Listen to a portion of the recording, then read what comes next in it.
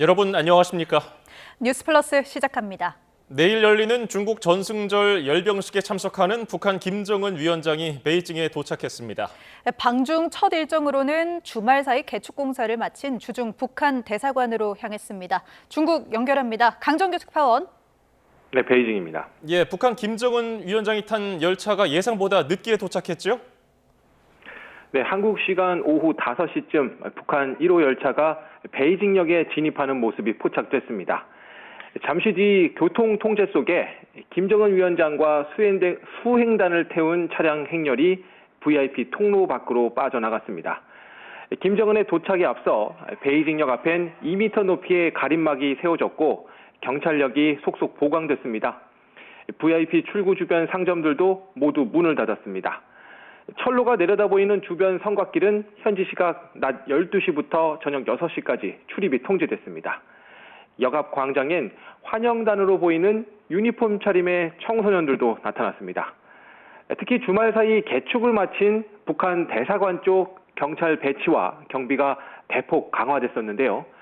김정은의 5번째 방중 첫 일정으로 이곳 방문이 유력하다는 관측이 나왔습니다. 실제로 김정은의 첫 행선지는 주중 북한 대사관이었습니다. 김 위원장은 이후 숙소인 갸오이타이 국빈관으로 이동해 여장을 풀 것으로 보입니다. 이번 방중의 가장 중요한 일정은 내일 오전 9시에 열리는 중국의 전승절 80주년 열병식입니다. 시진핑 주석, 푸틴 러시아 대통령과 처음 나란히天安문 막루에 서게 될 텐데요. 앞서 오늘 오전 시진핑과 푸틴은 공식 정상회담을 열었지만 김정은과 개별 회담 일정은 아직 공개되지 않고 있습니다. 지금까지 베이징에서 YTN 강정규입니다. 중국 전승절 열병식에 참가하기 위해 중국을 찾은 김정은 북한 국무위원장의 전용 열차가 중국 도심을 지나는 모습이 포착됐습니다. 일본 정부는 북한의 정세에 중대한 관심을 가지고 분석하고 있다면서 북한과 중국, 러시아의 협력 강화 움직임을 예의주시하고 있습니다. 이번에는 도쿄에서 김세호 특파원의 보도입니다. 녹색 차체의 열차가 중국 랴오닝성 선양시 도심을 통과하고 있습니다. 일본 민영방송 네트워크 JNN은 김정은 북한 국무위원장의 전용 열차와 외관상 특징이 일치한다고 전했습니다. 또 우리 시간으로 오전 7시를 조금 넘겨 촬영됐는데 접경 지역인 단둥의 경비가 해제된 지 4시간이 지난 시점이어서 열차가 선양을 지나는 시간대와 일치한다고 설명했습니다. 이처럼 일본 언론들은 중국을 방문하는 김 위원장의 이동 상황을 속보로 전했습니다. 中国で行われる抗日戦争勝利記念の軍事パレードに出席する北朝鮮の金正恩総書記が専用列車で中国に入りました。 앞서 일본 언론들은 김 위원장이 6년 만에 중국을 방문하는 것은 북미 회담을 염두에 둔 것이라고 보고 있습니다. 특히 북중러 협상을 바탕으로 이후 트럼프 미 행정부와의 협상력을 높이려는 의도도 있다고 풀이했습니다. 일본 정부는 구체적인 언급을 피하면서도 중대한 관심을 가지고 상황을 분석하고 있다고 밝혔습니다. 中朝関係を含め北朝鮮をめぐる情勢につきましては、平素から重大な関心を持って情報収集分析に努めてきておりますが、 이어 한미일 협력을 긴밀히 이어가겠다며 북중러의 결집 강화 움직임을 경계했습니다. 일본으로서는 김정은 위원장의 방중 이후 한반도 주변의 안보 변수에 더욱 촉각을 곤두세울 것으로 보입니다. 도쿄에서 YTN 김세호입니다. 북한 매체들도 김정은 위원장의 중국 방문 소식을 신속하게 보도하고 있습니다. 이례적일 정도로 빠르게 보도하고 있는데 다자 외교 무대에 처음 참석하는 김 위원장의 존재감을 높이려는 의도가 깔려 있다는 분석입니다. 홍선기 기자가 보도합니다. 북한 조선중앙통신은 김정은 국무위원장이 중국으로 출발했다는 소식을 새벽 1시에 보도했습니다. 출발한 지 채 하루도 지나지 않은 시점에 그것도 한밤중에 빠르게 전한 겁니다. 이후 중국 국경을 넘은 사실도 주민이 보는 노동신문을 통해 보도했고 아침에는 방송으로 관련 소식을 알렸습니다. 조선노동당 총비서이시며 조선민주주의인민공화국 국무위원장이신 경애하는 김정은 동지께서 중화인민공화국을 방문하시기 위하여 출발하셨습니다. 북한 내부에서 김 위원장의 동정이 만 하루도 지나지 않아 보도되는 건 상당히 이례적입니다. 특히 해외 방문의 경우에는 더해서 지난 2023년 러시아 방문 당시는 이틀이 지나서야 관련 소식을 보도했습니다. 또 앞선 4번의 중국 방문 가운데 3번은 모두 방문 마지막 날에야 소식을 전했습니다. 정부 관계자는 북한이 이번에는 신속하게 김 위원장 관련 소식을 전하는 배경에는 방중 계획이 이미 공개됐다는 점이 작용했을 것이라고 설명했습니다. 전문가들은 그러나 국제무대 다자 외교에 처음으로 데뷔하는 김 위원장의 존재감을 키우려는 의도가 깔려 있다고 보고 있습니다. 김정은 입장에서는 자신의 권력과 이 북한에 대한 자신의 갖고 있는 핵 능력인데요. 결국 그런 것을 보여주는 그런 하나의 장으로 활용할 수 있다고 생각합니다. 또 중국과 러시아 등 여러 정상과 어깨를 나란히 하는 상징적 장면을 통해 미국 대북 정책의 변화를 촉구하고 이를 통해 내부 결속도 더욱 다질 것으로 보입니다. YTN 홍성기입니다. 북한은 중국 방문에 나선 김정은 국무위원장의 출발 소식을 신속하게 보도하면서도 구체적인 동선이나 수행단 구성에 대해서는 언급을 최소화했습니다. 베이징 도착까지 극도의 보안을 유지한 것으로 보이는데 김 위원장은 방중 직전 대륙간 탄도미사일 ICBM의 능력을 과시하기도 했습니다. 이종원 기자입니다. 북한 조선중앙TV는 김정은 위원장이 중국 방문을 위해 평양에서 출발했다는 소식을 2-3시간 단위로 반복해 방송했습니다. 그러나 관련 영상 없이 아나운서 모습으로만 1분을 채웠고 구체적인 수행 명단은 언급하지 않았습니다. 김정은 동지의 중화인민공화국 방문에 조선노동당 중앙위원회와 조선민주주의인민공화국 정부의 주요 지도 간부들이 동행하고 있습니다. 수행원 몇 면이 공개될 경우 방중 일정과 동선을 유추할 수 있는 단서가 될 수 있다고 판단한 것으로 보입니다. 특히 다른 대내 매체가 보도한 관련 사진들도 언제 어디서 촬영한 건지 분명치 않아 보였는데 접경 도시인 중국 단둥으로 진입하는 모습조차 포착되지 않을 정도로 극도의 보안을 유지했습니다. 김 위원장이 방중을 목전에 두고 함경남도와 자강도 추정 지역을 잇따라 방문하면서 곧바로 국경을 넘을 수 있다는 관측도 있었지만 이 역시 동선에 혼선을 주려던 의도로 보입니다. 중국 쪽 민간인들 쪽의 그림도 하나도 안 나오거든요. 그렇게 보면 상당히 보안에 신경을 쓰고 있는 것 같다. 그러면서도 김 위원장은 대륙간 탄도미사일 ICBM 능력을 과시하며 이번 방중의 노림수를 분명히 했습니다. 중국 방문 직전 미사일 연구소를 찾아 기존 화성 19형을 뛰어넘는 화성 20형 개발 계획을 공개했습니다. 지난해 10월 최종 완결판이라고 자평하며 시험 발사한 화성 19형이 이미 미국 본토 전역을 사정거리로 둔 만큼 위력을 더한 다탄두 ICBM 개발에 나선 거라는 분석이 나오고 있습니다. 해남먼 광장 막루에 나란히 서게 될 시진핑, 푸틴에 뒤지지 않는 핵 능력을 미국 등 국제사회에 과시하려는 의도로 보입니다. 통일부도 대형 외교부대를 앞둔 과시성이라고 평가했습니다. YTN 이종원입니다. 김정은 북한 국무위원장이 중국 전승절 열병식에서 시진핑 중국 국가주석, 블라디미르 푸틴 러시아 대통령과 나란히 천안문에 서게 될 거라는 국가정보원 전망이 나왔습니다. 국정원은 오늘 국회 정보위원회 비공개 회의에서 이 같은 내용을 위원들에게 보고했다고 더불어민주당 박선원, 국민의힘 이성권 의원이 밝혔습니다. 이어서 김 위원장이 어제 전용 열차를 타고 평양에서 출발해 오늘 새벽 국경을 통과했고 오후 늦게 중국 베이징에 도착해서 방중 일정을 소화할 거라고 전망했습니다. 또 이번 방중에서 리설주 여사나 김여정 당 부부장이 동행했을 가능성도 있다고 예측했습니다. 북한 김정은 국무위원장의 중국 전승절 열병식 참석을 계기로 미국 주도 국제질서에 반대하는 북중러 3국 정상이 한자리에 모이게 됩니다. 김정은 위원장이 이렇게 다자 외교 무대에 데뷔하면서 남북 관계의 비중은 더욱 줄어들 것으로 보입니다. 권영희 기자가 보도합니다. 미국과 중국의 패권 경쟁은 갈수록 노골화되고 있습니다. 우크라이나 전쟁에서 우위를 점하고 있는 러시아는 냉전 시대의 위상을 되찾으려 합니다. 이런 국제 질서 흐름은 북한의 태도도 바꾸어 놓았습니다.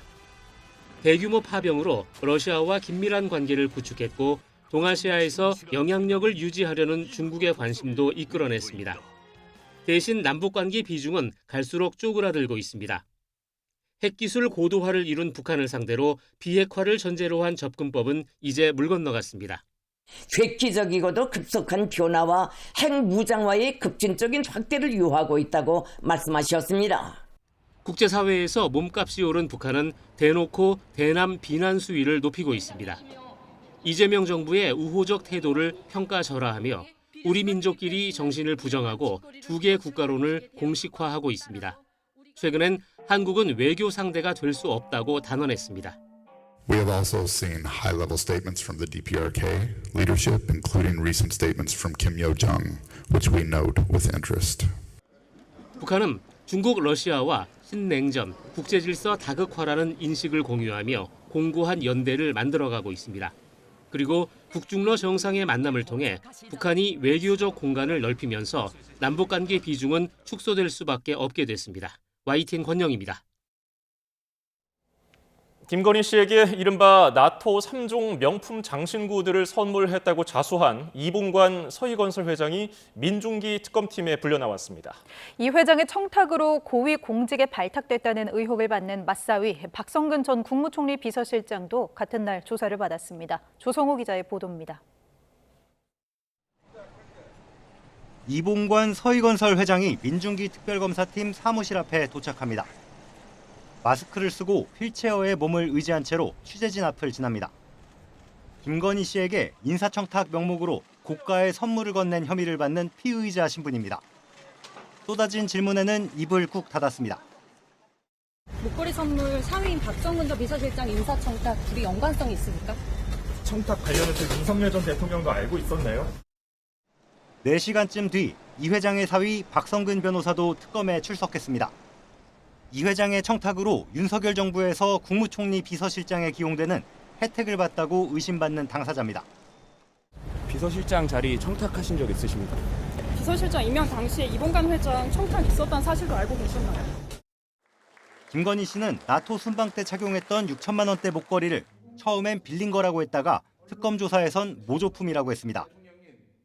특검이 압수수색으로 확보한 것도 진품이 아니었습니다. 바꿔치기 의혹이 짙은 상황.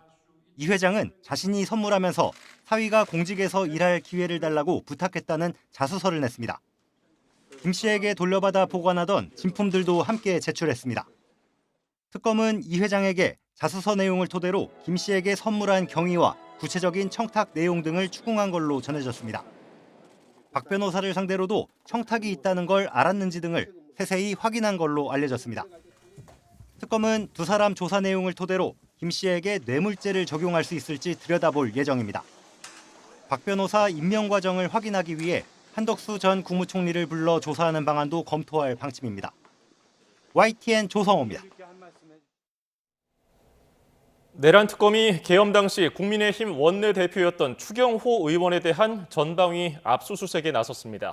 계엄 해제 표결 방해 의혹에 대한 수사가 본격화하는 모습입니다. 자세한 내용 취재기자 연결해서 알아보겠습니다. 이경국 기자. 네, 내란 특검입니다. 예, 추경호 의원 압수수색 관련 내용 자세히 전해주시죠. 네, 내란 특검이 계엄 당시 국민의힘 원내대표였던 추경호 의원의 자택 그리고 의원회관 사무실, 지역구 사무실 등을 오늘 전격 압수수색했습니다.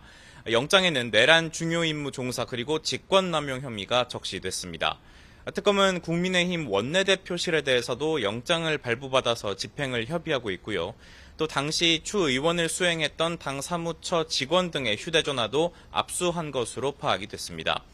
추 의원은 계엄 선포 뒤 소속 의원들의 소집 장소를 당사에서 국회로 또 국회에서 당사로 잇따라 바꿔서 계엄 해제 표결 참여를 방해한 거 아니냐는 의혹을 받고 있습니다. 특검은 이번 압수물을 분석해서 추 의원의 계엄 당일 행적과 의사결정 과정을 집중적으로 확인할 것으로 보입니다. 추 의원이 계엄 선포 뒤에 홍철호 전 정무수석과 한덕수 전 총리 그리고 윤석열 전 대통령과 잇따라 통화한 사실이 확인된 만큼 특검은 여당 차원의 역할을 요구받았던 건 아닌지 의심하고 있는 상황입니다. 특검은 압수물을 분석한 뒤에 추 의원 소환 조사에도 나설 것으로 보이는데 압수영장이 발부가 될 만큼 혐의가 소명됐다는 게 특검 측의 입장입니다. 특검은 국민의힘 조지현 의원실에 대해서도 압수수색을 진행했습니다. 조 의원은 개엄 당일 국회 본회의장이 아닌 원내대표실에 모여있던 여러 의원 가운데 한 명입니다. 네, 특검이 또 개엄 당시 국무회의에 참석했던 인물들에 대한 수사도 이어갈 방침이라고요. 맞습니다. 특히 특검은 개엄 당일 가장 먼저 대통령실에 모였던 인물들에 주목하고 있습니다. 아시다시피 이미 한덕수 전 총리와 이상민 전 장관 그리고 김용현 전 장관은 재판에 넘겨졌고요. 이제 개엄 선포 뒤 합동수사본부 검사 파견 검토 그리고 교정본부 수용 여력 확인 등을 지시했던 박성재 전 법무부 장관 수사가 본격화할 것으로 예상이 됩니다. 또 국무위원은 아니지만 당시 회의에 참석했던 조태용 전 국정원장에 대한 수사에도 속도가 붙을 것으로 전망됩니다. 특검은 조 전 원장이 계엄이 선포될 거란 사실을 미리 알고도 아무런 조치를 하지 않은 것은 아닌지 살필 것으로 예상됩니다. 예, 최상병 특검 수사 상황도 짚어주시죠. 네, 최상병 특검은 오늘 박진 전 인권위 사무총장을 참고인 신분으로 불러서 조사했습니다. 특검은 인권위가 군의 요청을 받아서 박정훈 대령의 긴급 구제 신청 그리고 진정을 기각했었다는 의혹을 수사하고 있습니다. 특히 김용원 인권위 상임위원 겸 군 인권보호관이 당시 주도적인 역할을 했는지를 집중적으로 들여다보고 있습니다. 특검은 이와 함께 최상병 사건 기록 이첩 관련 수사를 위해서 이시원 전 대통령실 공직기강 비서관을 피의자 신분으로 오늘 추가 조사했습니다. 지금까지 내란특검에서 전해드렸습니다. 특검이 추경호 의원에 대한 강제 수사에 돌입하자 국민의힘은 동네 편의점 드나들듯이 압수수색을 한다고 반발했습니다. 민주당은 내란 세력을 벌하려면 특별검사뿐 아니라 특별재판부까지 필요하다고 공론화에 나섰습니다. 김다연 기자가 보도합니다. 내란 특검의 기습적인 압수수색에 국민의힘 아침 회의는 성토장이 됐습니다. 추경호 의원 집도 모자라 당직자 자택까지 들이닥쳐서 얻을 게 도대체 뭐냐며 무소불위의 막무가내 특검이 야당 탄압을 넘어 말살한다고 목소리 높였습니다. 특검이 당의 모든 자료가 모인 원내대표실과 원내행정국, 당사를 동네 편의점 드나들듯 하고 있다는 날선 비유까지 나왔습니다. 이렇게 과속을 하고 폭주를 하고 무리를 하는 동안 국민들은 권력을 떠나게 될 겁니다. 의원들은 국회의장실로 달려가 왜 자꾸 특검을 들여보내주느냐고 항의했고 냉랭함은 마침 예정됐던 장동혁 대표와 우원식 의장 상견례 자리까지 이어졌습니다. 장 대표는 국회 압수수색만큼은 신중히 해달란 메시지를 의장이 공식화해달라고 요청했지만 돌아온 답은 원칙대로였습니다. 정기국회가 시작되자마자 좀 과도한 압수수색을 한 것은 결국은 일하지 못하는 야당을 만들기 위한 게 아닌가. 국회의장이 나서서 수사를 막아라 하는 것은 국회의장으로서 할 일은 아니고. 민주당은 압수수색 관련 언급은 아낀 대신 윤석열 전 대통령의 체포 거부 당시 CCTV로 여론몰이에 박차를 가했습니다. 추잡스럽다, 오만방자하다, 특검이 너무 예의를 갖추는 모습에 화가 났다는 노골적인 감상평에 더해 CCTV 대국민 공개를 위한 군불도 뗐습니다. 여기에 강경파 위주로 나오던 내란특별재판부 설치 움직임에 원내대표가 힘을 실었습니다.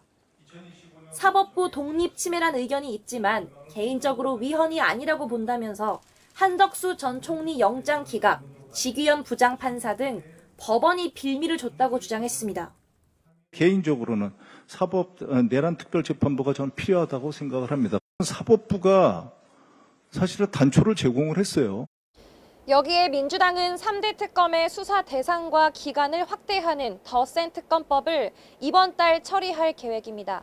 다음 주 권성동 의원의 체포 동의안이 표결에 붙여지는 등 여의도를 겨눈 특검 전국도 장기화할 거로 보입니다. YTN 김다연입니다. 국회 법제사법위원회에서는 여야 여성 최다선인 추미애, 나경원 의원의 이른바 추나 대전이 현실화됐습니다. 나경원 의원을 국민의힘 간사로 선임하는 문제를 두고 내란과 독재 등 서로 독한 말을 주고받았습니다. 임성재 기자의 보도입니다. 6선 추미애, 5선 나경원 의원이 마주한 정기국회 첫 법사위는 두 다선의 악수로 시작했지만 곧 고성과 삿대질로 얼룩졌습니다. 간사 없이 법사위 어떻게 진행을 합니까? 무슨 얘기예요?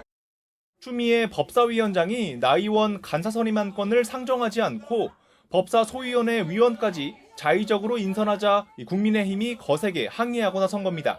간사 없이 회의를 진행하는 이런 기괴한 정말 엽기적인 회의 진행을 하시려고 하는데 민주당은 나 의원이 패스트트랙 사건으로 6년째 재판받고 있는 피고인이란 점을 내세우며 추 위원장의 결정에 힘을 실었습니다. 이해 충돌은 없는지 강하게 비판 목소리가 나오고 있습니다. 야당 원내에서 재고하셔야 될 사안이라고 저는. 나 의원은 같은 사건으로 기소된 민주당 박범계 의원은 과거 법사위원부터 법무장관까지 버젓이 역임했다고 맞받았지만 이것이 바로 국회 독재이다. 피고인 6년 하는 박범계 의원도 법무부 장관, 법사위 간사 다 했습니다. 여당은 계엄 당일 윤석열 전 대통령과의 통화 이유 등을 캐물으며 내란 앞잡이를 법사위 간사로 둘 수 없다고 쐐기를 박았습니다. 계엄 해제하러 오다가 다시 내빼버린 의원이 와서 법사위 간사를 맡겠다고 하고 있고 여야 충돌 과정에서 일종의 초선 무시 발언이 나와 설전에 기름을 부었습니다. 초선은 가만히 앉아있어. 아무것도 모르면서 앉아있어. 법여권은 나 의원의 사과를 요구했고 국민의힘은 독단적 진행에 항의하며 단체 퇴장했습니다. 국회 관례상 교섭단체의 간사 선정을 막는 건 꽤 이례적이란 지적도 제기됩니다. 이 대화 자체가 없는 현재 대치 정국을 고스란히 보여주는 단면이란 해석도 나옵니다. YTN 임성재입니다. 최규진 사회부총리 겸 교육부 장관 후보자의 국회 인사청문회에서 여야가 후보자 자질과 도덕성을 놓고 치열한 공방을 벌였습니다. 더불어민주당 박성준 의원은 오늘 열린 인사청문회에서 교사 출신이자 3선 교육감을 지낸 최 후보자가 초중 고등 교육 현장에서 정책을 집행해온 적임자라고 평가했습니다. 반면 국민의힘 서지영 의원은 후보자가 민족화해협력 범국민협의회 집행위원장 시절 16차례 방북한 이력을 문제 삼으며 전형적인 친북 좌파 인사이자 북한의 VIP 아니냐고 비판했습니다. 조국혁신당 혁신정책연구원이 2030 청년 일부가 극우화됐다는 주장을 철회할 생각이 없다고 밝혔습니다. 조 원장은 오늘 경북 포항시 죽도시장 방문 일정을 마친 뒤 취재진과 만나 국민의힘이라는 극우 정당의 영향을 받아 청년 일부가 그런 경향을 보이는 거라며 이같이 말했습니다.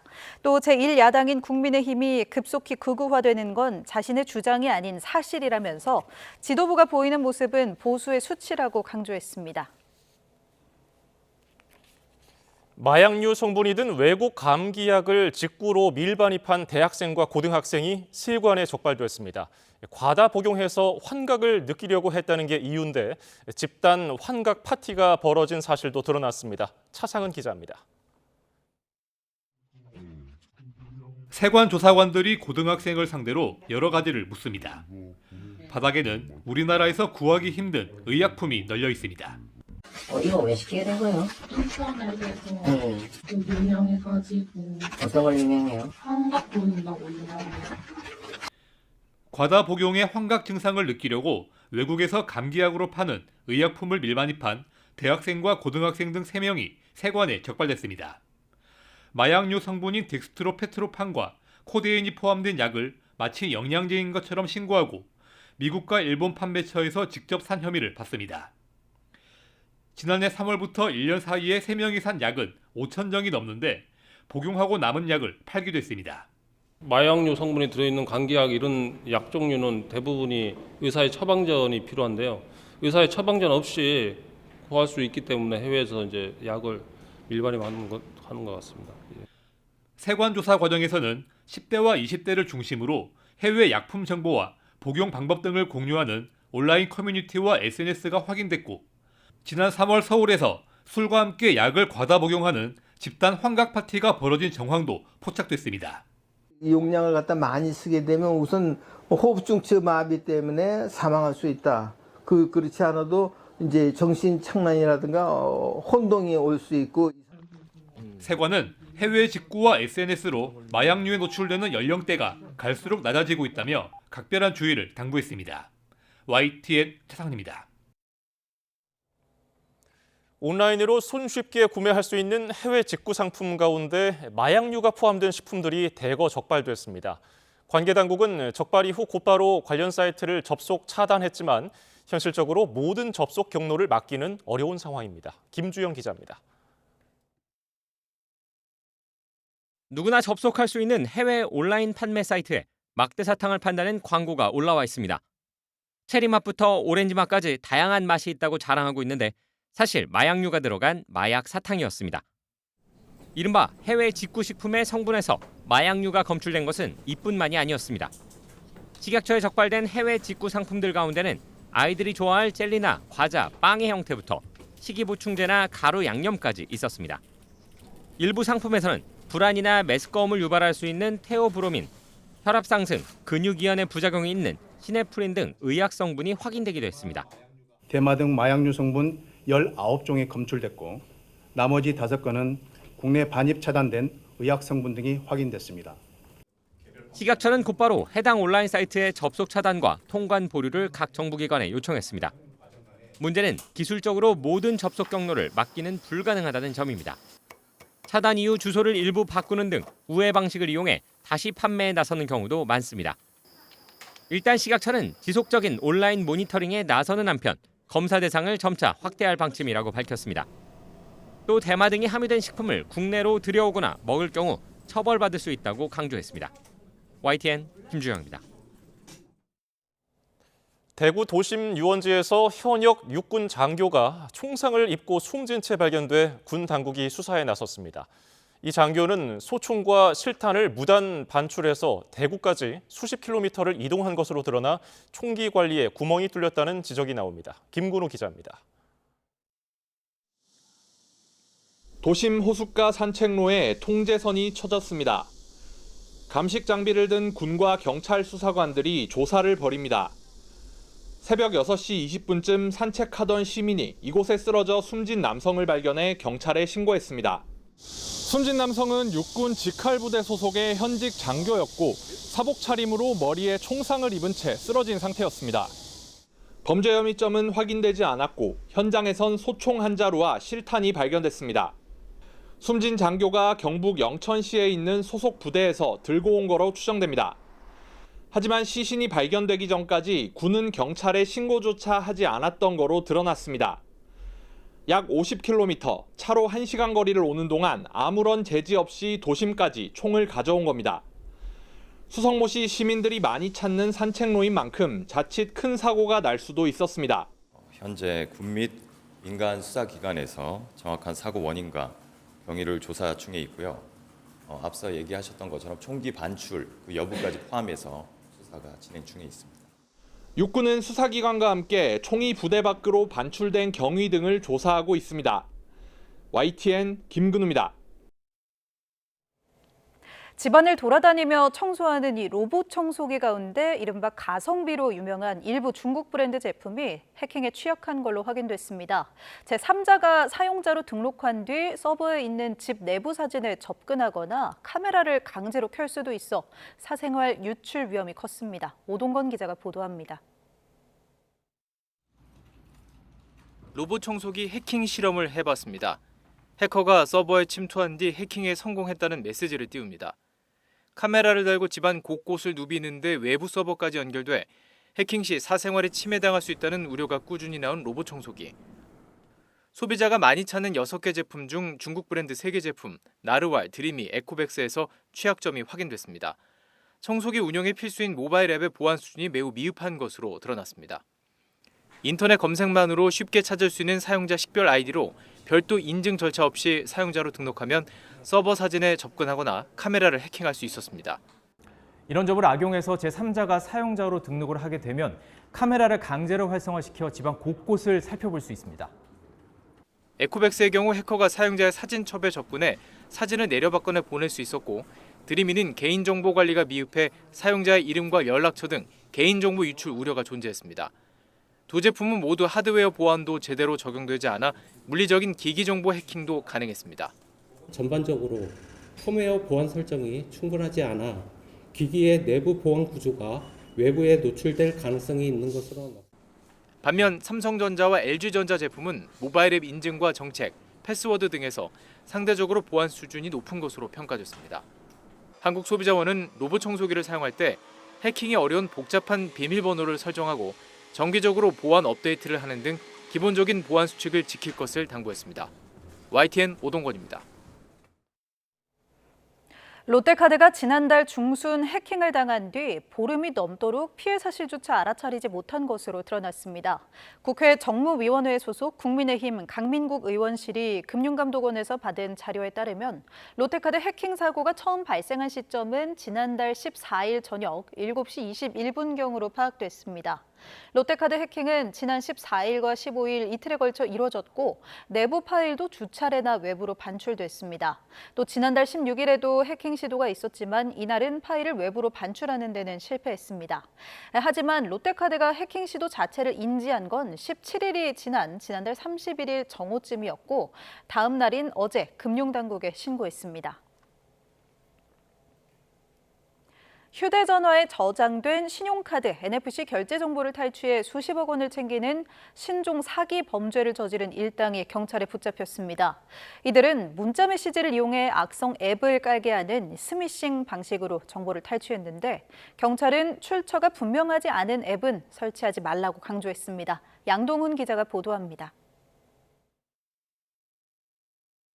SNS로 전송된 카드 정보를 휴대전화로 촬영하자 관련 정보가 전화기에 입력됩니다. 카드 단말기에 금액을 입력하고 휴대전화를 갖다 대니 결제가 완료되고 영수증까지 나옵니다. 신용카드 정보를 탈취해 허위 결제를 반복하고 돈을 챙긴 신종 사기단의 범행 모습입니다. 이들은 휴대전화에 미리 카드 정보를 저장해 실물 카드 없이 휴대전화만 갖다 대면 결제할 수 있는 NFC, 비접촉식 결제 정보를 탈취해 범행에 활용했습니다. 사기 문자를 보내 피해자 휴대전화에 악성 앱을 설치하게 하고 이 앱을 통해 전화기에 저장돼 있는 NFC 정보를 자동으로 추출해 빼돌리는 스미싱 방식을 활용한 것으로 파악됐습니다. 이들은 실제로는 영업하지 않는 식당 등 카드사 가맹점 수십 개를 만들고 카드 단말기를 발급받아 중국으로 빼돌린 다음 탈취한 NFC 정보를 휴대전화 수십 개에 입력해 결제를 반복했습니다. 이런 방식으로 7만 7천여 차례에 걸쳐 30억여 원 상당을 허위 결제한 뒤 카드사로부터 돈을 받아 챙긴 것으로 조사됐습니다. 경찰은 이번 사건에서 한국인 피해자는 없는 것으로 파악됐지만 똑같은 방식으로 누구나 피해를 볼 수 있는 만큼 주의해야 한다고 강조합니다. 출처가 불분명한 어플 설치를 피하고 주기적인 휴대전화 보안 업데이트, 의심 문자 즉시 삭제, 신용카드 사용 알림 설정 등입니다. 경찰은 국내 모집책 2명을 구속 상태로 2명은 불구속 상태로 검찰에 넘기고 허위 가맹점을 만들 수 있게 명의를 빌려준 28명도 송치했습니다. 또 이들이 NFC 정보를 탈취하는 과정에서 다른 해외 사기 조직과 연계됐을 가능성도 있다고 보고 수사를 이어갈 방침입니다. 경찰은 중국에서 범행을 주도한 60대 한국인 총책에 대해서도 국제 공조를 통해 추적을 이어가고 있습니다. YTN 양동훈입니다.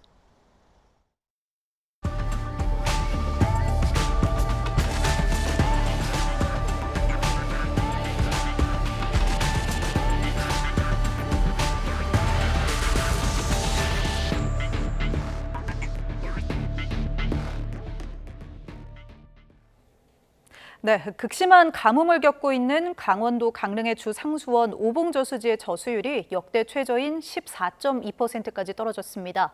이는 어제보다 0.3%포인트 줄어든 것으로 평년 대비 19.7%에 불과합니다. 어제부터 오늘까지 오봉저수지 일대에는 9.5mm의 비가 내렸지만 가뭄 해갈에는 큰 도움이 되지 않은 것으로 보입니다. 극심한 가뭄이 이어지고 있는 강원도 강릉에서는 농작물 피해도 커지고 있습니다. 농업용수 공급이 끊기고 생활용수마저 부족해지자 일부 농민들은 아예 농사 포기를 선언했습니다. 송세혁 기자가 취재했습니다. 강릉의 한 대파밭. 최악의 가뭄에 대파가 온통 누렇게 말라 죽었습니다. 양수기로 물을 풀면 물이 가득 차는데도 워낙 가물으니까 증발이 더 빨라. 그래서 별 효과가 없어요. 들깨는 자라지 못한 채 시들었고 이제 막 심은 배추 모종도 말라 붙었습니다. 지하수를 뿌려도 땅속은 바짝 마른 흙뿐입니다. 수확을 한 달 앞둔 논입니다. 하지만 벼들은 벌겋게 타들어갔고 논바닥은 이렇게 거북이 등처럼 쩍쩍 갈라졌습니다. 설상가상으로 지난달 30일 재난사태가 선포된 다음 날부터 오봉 저수지 농업용수 공급이 전면 중단됐습니다. 역대 최저 수준인 저수율이 14%대마저 위협받으면서 생활용수 공급하기도 턱없이 부족하기 때문입니다. 결국 강릉시 농민의 60여 명은 올해 농사를 포기하기로 했습니다. 이들의 농지 면적은 축구장 70개를 합친 규모에 이릅니다. 저희 농민회에서는 우리 올해 농사를 포기를 하자. 그래서 사람이 살고 우리 시민들이 사는 길로 가자. 강릉시는 주변 저수지에서 대체 용수를 공급하고 있지만 역부족입니다. 재난 사태까지 선포됐지만 농작물 피해 보상도 어려워 보입니다. 재난 사태는 선제적 개념이기 때문에 농사가 안 됐으니 거기에 대한 손실 보상을 하는 건 없습니다. 가뭄이 덮친 들녘을 속수무책으로 바라보는 농민들의 마음은 새까맣게 타들어가고 있습니다. YTN 송세혁입니다. 올해 강수량이 역대 최저를 기록하면서 최악의 가뭄이 찾아온 강릉. 이렇게 극한 가뭄이 온 근본 원인은 뭘까요? 대기 불안정과 폭염 등 기후 위기가 자리 잡고 있습니다. 고한석 기자가 보도합니다. 올해 1월부터 8월까지 영동 지방 강수량은 평년 대비 49.3%로 역대 최저치입니다. 이번 여름 6월에서 8월까지 강릉 강수량은 187.9mm로 1912년 관측 시작 이래 두 번째로 비가 적게 내렸습니다. 이 같은 극한 가뭄은 물관리 실패와 지형적 요인 그리고 기후 위기가 겹친 결과입니다. 한반도는 위도상 편서풍의 영향으로 주로 서풍이 부는데 서쪽에서 오는 비구름이 태백산맥을 넘으면서 없어지는 팬 현상으로 영동 지방에는 가뭄이 자주 발생합니다. 충남과 경남 지역 등에 큰 피해를 준 장마전선도 동해안까지 힘을 미치지 못했습니다. 지구온난화로 인한 대기 불안정 때문에 비구름이 특정 지역에 오래 머물거나 짧은 기간 강한 비를 쏟아붓는 형태로 바뀌었기 때문입니다. 특히 지난 겨울 강릉에 예년보다 눈이 적게 오면서 저수지로 흘러갈 물이 부족했고 이는 가뭄의 강도를 키우는 결과를 낳았습니다. 또 최근 폭염으로 증발량이 많아져 저수지의 물이 급격히 줄어들면서 가뭄을 더욱 악화시켰습니다. 태풍이 없었던 것도 원인입니다. 동북아시아 지역에서는 찬 공기가 크게나마 하고 오랫동안 머물면서 역설적으로 우리나라 부근에는 오히려 마치 방호벽처럼 고기와 물타리를 만들어내면서 태풍의 접근을 막아서고 물관리 실패, 즉 오봉 저수지 이외에 다른 수자원을 개발하지 않았고 기후변화를 예측하지 못했다는 점도 간과할 수 없는 이유입니다. YTN 고한석입니다. 요즘에 시장에 가면은 정말 먹거리 물가가 끝도 없이 오르는구나 하는 생각이 드실 텐데요. 이상기후가 이어진 지난달 소비자 물가 상승률이 1.7%에 그쳤습니다. 그 이유는 SK텔레콤의 통신료 감면 영향인데요. 만약 통신료 인하가 없었다면 체감 물가는 어떻게 나왔을까요? 이승은 기자가 보도합니다. 폭염과 폭우가 계속된 지난달. 채소와 과일에 고등어, 남는다는 쌀까지 안 뛰는 게 없을 정도였습니다. 그런데 통계청 집계 결과 지난달 소비자 물가 상승률은 지난해 같은 달 대비 1.7% 상승에 그쳤습니다. 상승폭이 9달 만에 최저로 석 달 만에 1%대 상승률입니다. SK텔레콤이 가입자 이탈을 막기 위해 8월 한 달 통신요금을 깎아준 영향입니다. 2천만 명이 넘는 가입자의 통신요금이 50% 떨어지자 공공서비스 물가가 3.6% 내려가며 전체 물가를 0.42%포인트 끌어내렸습니다. 하지만 지난달 농축산물 물가는 1년 전보다 4.8% 올랐습니다. 13개월 만에 최대 상승폭으로 전체 물가를 0.37%포인트 끌어올렸습니다. 통신요금이 같았다면 지난달 전체 물가 상승률은 13개월 만에 최대 폭으로 상승했을 것으로 통계청은 분석했습니다. 그 휴대전화료 부분은 하락을 제외했을 때 말씀하시는 거죠? 제외했을 때는 대략 저희 공식적으로 이 부분 말씀드린 그렇고 한 계산해 보면 2.3% 내외 정도라고 보시면 될 것 같습니다. 특히 고등어 13.6% 등 수산물이 7.5% 올라 2년 6개월 만에 최대 폭으로 상승했습니다. 돼지고기가 9.4%, 국산 쇠고기도 6.6% 올라 모두 3년여 만에 최대 상승률을 보였습니다. 김치 15.5%, 커피 14.6% 등 가공식품이 4.2% 상승했고 외식 물가도 3.1% 상승해 전체 물가 상승률을 훌쩍 웃돌았습니다. 한국은행은 일시적 요인이 사라지면서 물가 상승률이 당분간 2% 안팎의 오름세를 지속할 것이라고 전망했습니다.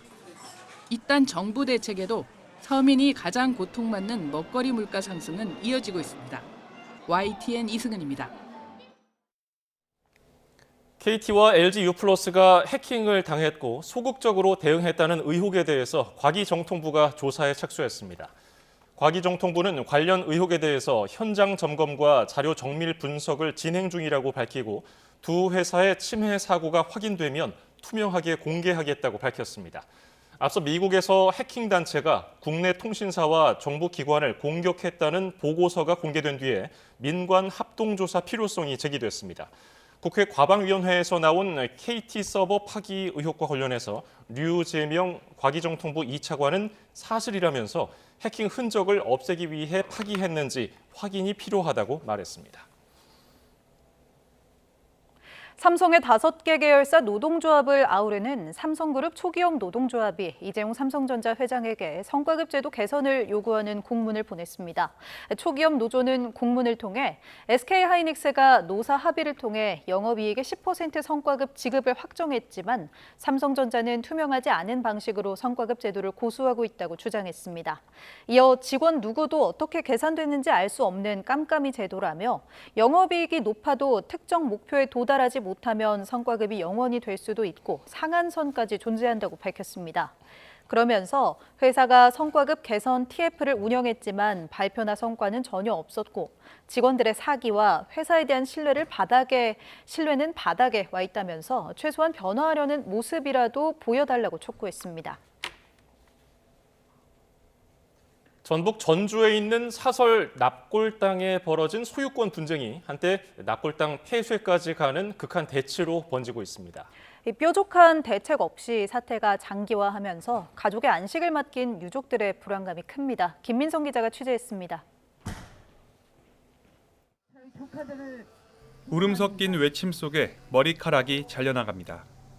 추모권을 보장하라는 문구를 붙잡고 저마다 고함이나 침묵으로 감정을 드러냅니다. 이들은 전북 전주의 한 사설 납골당에 가족을 안치한 유족들입니다. 현재 해당 납골당에 안치된 유골은 1,800여 구. 일단 폐쇄는 풀렸지만 유족들은 지금도 오전과 오후 제한된 시간에만 참배해야 합니다. 철문을 개방했을 때는 또 오빠 쪽에는 또 전기 시설이 안 들어와서 불도 꺼진 상태였고 포크레인이라도 가져와서 저 철문을 부셔버리고 싶은. 사태는 지난해 6월 경매로 납골당 일부 소유권이 기존 업체에서 새 업체로 넘어가면서 본격화했습니다. 장사법에 따라 유골 500구 이상을 안치하는 시설은 반드시 재단법인이 관리해야 하는데 새 업체가 재단법인 설립 허가를 받지 못한 겁니다. 공간 소유권은 새 업체에, 안치 유골 관리권은 기존 업체에 있는 모호한 상황. 그래서 유족들은 납골당에 안치된 가족을 필요할 때 언제든 볼 수 없습니다. 더구나 업체와 업체, 업체와 자치단체 간 소송전이 이어지며 갈등은 장기화될 전망입니다. 유족들은 행정이 제때 조치하지 않아 피해가 더 커졌다고 비판합니다. 2024년 소유권이 이전 완료된 그때에도 저희가 추정하기로는 100기 이상의 유골이 늘어난 걸로 알고 있습니다. 그들이 허가권과 관리권이 있기 때문에 그때 그를 다시 바로 잡았더라면 이에 전북자치도는 전주시 등 관련 기관과 협의하고 있다며 피해 최소화를 위해 노력하겠다는 입장을 냈습니다. 갈등 중인 두 업체는 접점을 찾지 못했고 행정도 묘수를 내놓지 못한 채 시간만 흐릅니다. 유족들의 기다림은 오늘도 계속되고 있습니다. YTN 김민성입니다. 홍명보호가 북중미의 강호 미국 멕시코와 평가전을 치르기 위해서 월드컵 개최국인 미국 뉴욕에 입성했습니다. 축구 국가대표팀은 이번 평가전을 현지 적응은 물론 강호를 상대로 한 전술과 조직력을 다지는 시험대로 삼는다는 계획입니다. 뉴욕에서 이승윤 특파원입니다. 축구 국가대표팀이 10회 연속 월드컵 본선 진출 확정 이후 첫 평가전을 위해 2026 북중미 월드컵 공동 개최국인 미국에 입성했습니다. 홍명보 감독이 이끄는 대표팀은 재미 한인들의 환영 속에 뉴욕에 도착했습니다. 네, 한국 대표팀 너무 미국에서 잘 응원하고 있고요. 그리고 앞으로도 활약 기대하겠습니다. 이강인 선수 좋아합니다. 응원합니다. 화이팅! 피파 랭킹 23위인 한국 대표팀은 15위의 미국, 13위의 멕시코를 상대로 2연전을 치르기 위해 국내파 9명, 해외파 17명의 선수를 소집했습니다. 최정예 멤버가 총출동하는 이번 평가전은 미국에서 열려 현지 적응은 물론 강호를 상대로 전술과 조직력을 다질 절호의 기회. 미국에서 평가전 하는 만큼 좀 잘해서 월드컵 준비 잘했으면 좋겠습니다. 저는 미국전은 2대0 승리 예상하고요. 멕시코전은 1대0 승리 예상하고 있습니다. 눈길을 끄는 건 독일 연령별 대표에 이어 분데스리가에서 뛰고 있는 외국 태생의 첫 혼혈 태극전사 옌스 카스트로프의 합류입니다. 취약 포지션인 수비형 미드필더 자원으로 대표팀 중원에 새 바람을 일으킬 것으로 기대를 모으고 있습니다. 다만 주전 미드필더 황인범이 부상으로 합류하지 못해 둘의 호흡을 맞춰볼 수 없게 된 점은 아쉬움으로 남습니다. 손흥민의 미국 리그 이적 이후 대표팀에서의 역할 변화와 토트넘 시절 사제 관계였던 마우리시오 포체티노 미국팀 감독과의 만남도 관심입니다. 대표팀은 이곳 뉴욕에서 1시간 정도 떨어진 뉴저지주 해리슨에서 오는 7일 새벽 6시에 미국과 10일 오전 10시에는 테네시주 내슈빌에서 멕시코와 맞붙습니다. 뉴욕에서 YTN 이승윤입니다.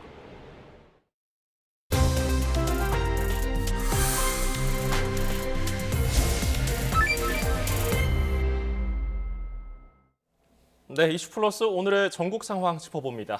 조기현 더불어민주당 전 법률위 부위원장 그리고 이준우 국민의힘 대변인과 살펴보겠습니다. 두 분 어서 오십시오. 어서 오십시오. 예, 나경원 의원이 법사위 국민의힘 간사로 내정된 이후에 처음 열린 법사위 전체 회의, 이른바 추나대전이라고 저희가 부르고 있는데요. 추미애 법사위원장과 나경원 의원의 대격돌이 벌어졌습니다. 사실 정기국회 전부터 신경전이 예상이 됐는데요. 저희가 어떤 상황이었는지 보고 오겠습니다.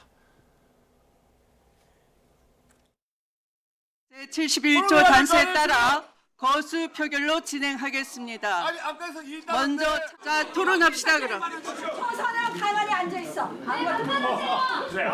아무것도 모르면서 앉아 있어. 오선 나경원 의원의 부적절한 발언에 대해서 사과를 요구합니다. 왜 국회 초선 의원에 대해서 말하지 마라, 조용히 해라. 당연히 토론은 무제한하게 할 수 있는 건데 여러분들 제대로 토론권을 주십니까? 이런 식의 국회 운영은 한마디로 이것이 바로 국회 독재이다. 계엄 해제하러 오다가 다시 내빼버린 의원이 와서 법사위 간사를 맡겠다고 하고 있고.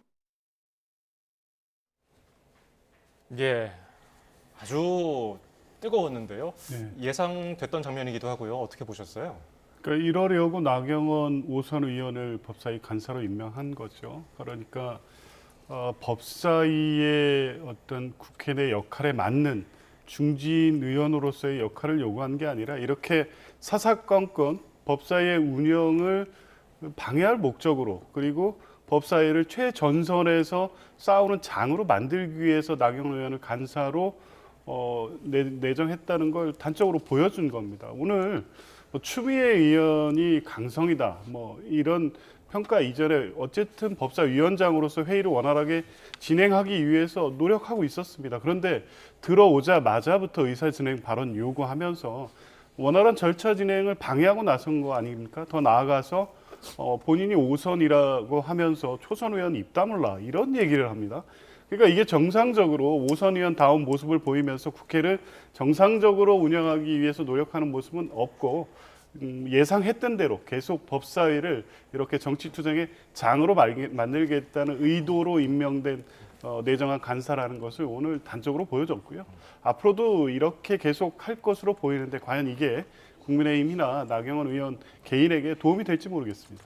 이렇게 간사 선임부터 좀 삐걱거리고 있습니다. 요즘 어떻게 봐야 할까요? 어떻게 보셨어요? 정청래 당대표가 왜 추미애 의원, 그러니까 선수가 6선입니다. 보통 이제 상임위원장은 3선이 하는데 6선이어야 되는 그것도 지난번에 국회의장에 도전했지 않습니까? 이렇게 국회의장단급에 들어가는 선수가 높은 의원을 3선이 가는 법사위원장에 앉혔을까? 그 이유를 이제 알 수 있을 것 같습니다.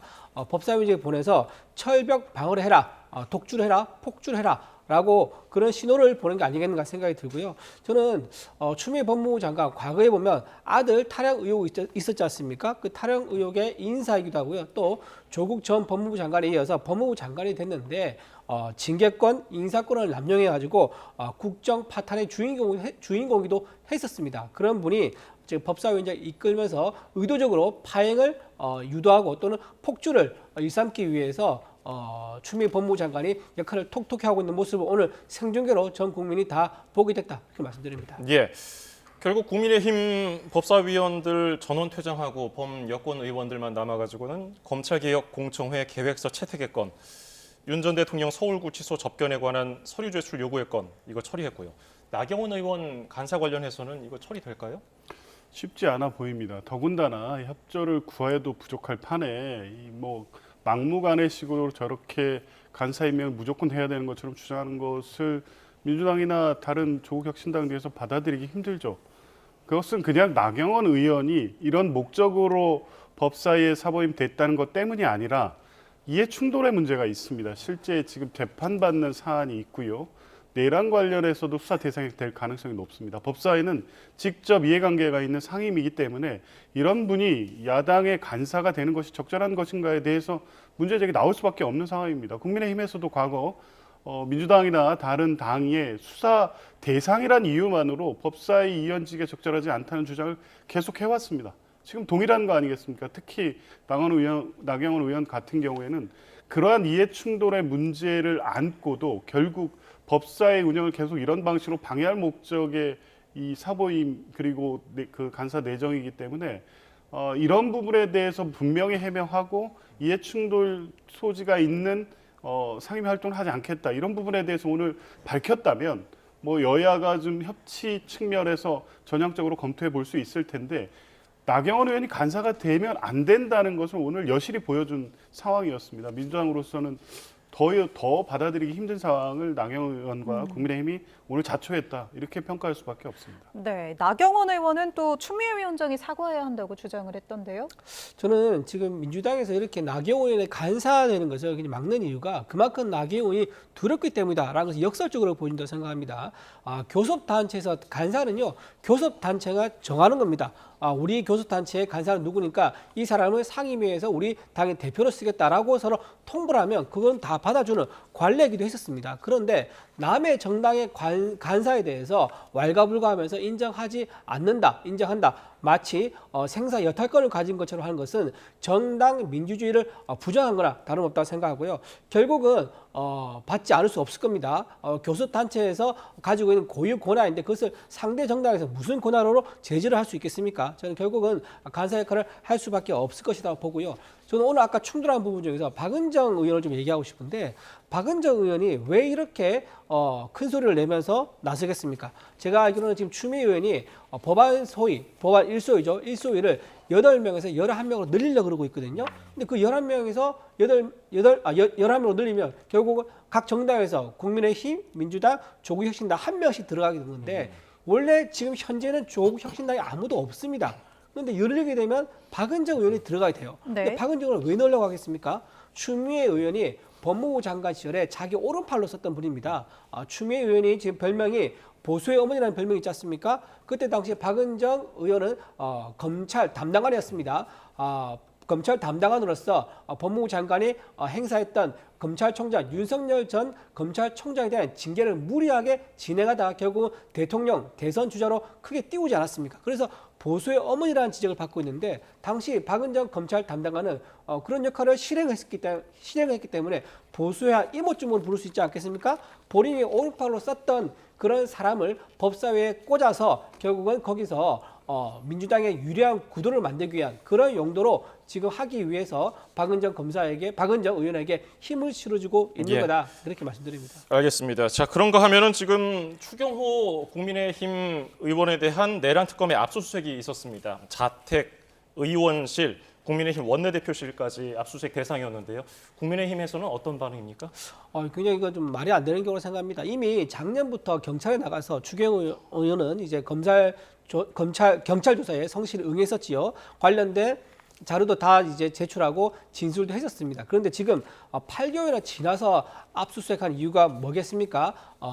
특검에서 이거를 정치 쟁점화시키고 결국 내년 지방선거까지 끌고 간다. 그런 목적 아니겠습니까? 더군다나 원내대표실 압수수색은 정말 말이 되지 않습니다.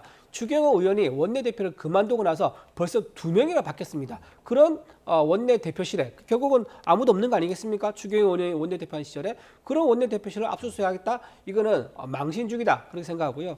또 하나 계엄 당일날 대통령과 통화한 것에 대해서는 이미 추경호 원내대표가 성실하게 소명했습니다.